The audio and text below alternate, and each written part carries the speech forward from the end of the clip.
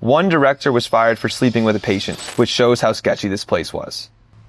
This thread is from the worst form of training you've ever gotten. Looking back, I'd say the worst form of training I've ever gotten was when I worked with a grant specialist at a nonprofit. My first week, my boss was on vacation, gave me a bunch of policy manuals, contracts, and bylaws to read, totaling over 1,200 pages. I read all of it and retained maybe 10 to 15% at best, plus taking notes on the main ideas. I was given a total of 5 days to do it, though I was given a 3-day extension. Still didn't retain much.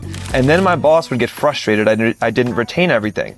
And it was only my first month. I'd respond by saying, let me recheck that contract. And he'd respond by saying, that was part of your required reading. But there were like 20 contracts to read, and I can't remember all of it. In the end, that training was crappy, and so was the environment. Side note, one director was fired for sleeping with a patient, which shows how sketchy this place was. I actually think 10 to 15% retention rate on 1,200 pages is actually really impressive. So I'd say he's hired. I would have left. I feel like he wasn't set up for success at all. 1,200 pages? Yeah, I feel like you can tell day one if it's the right fit. Here we got 2 weeks, I think. They kind of did a check-in and they're like, hey, how do you feel about our company? Which was kind of cool. But at every single company I have worked for, I knew day one. It kind of sounds like this person did too.